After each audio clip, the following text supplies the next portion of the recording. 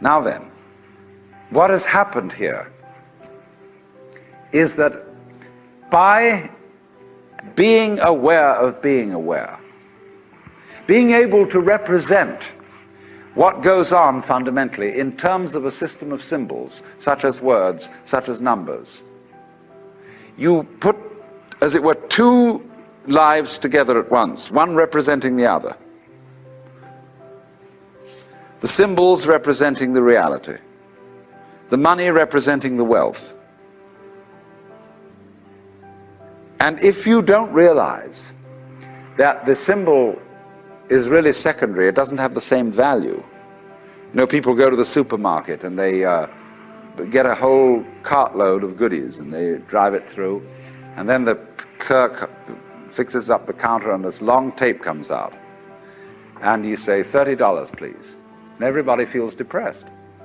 Because they give away $30 worth of paper, but they've got a cartload of goodies. They don't think about that. They think they just lost $30. But you've got the real wealth in the cart. All you parted with was the paper.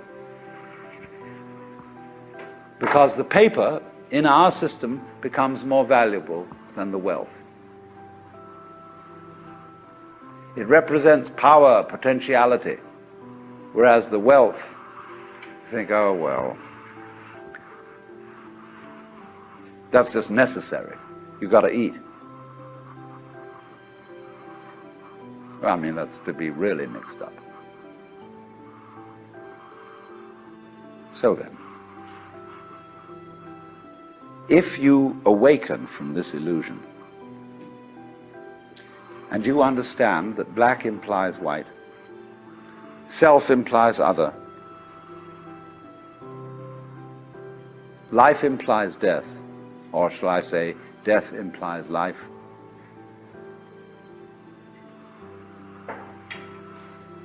You can feel yourself not as a stranger in the world, not as something here on probation, not as something that has arrived here by fluke, but you can begin to feel your own existence as absolutely fundamental. What you are basically, deep, deep down, far, far in,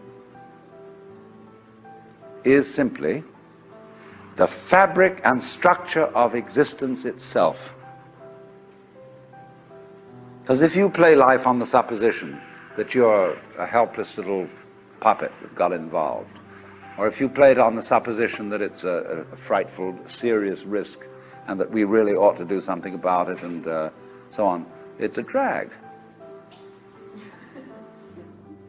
There's no point in going on living unless we make the assumption that the situation of life is optimal. That really and truly we are all in a state of total bliss and delight. But we are going to pretend we aren't just for kicks. You play non-bliss in order to be able to experience bliss.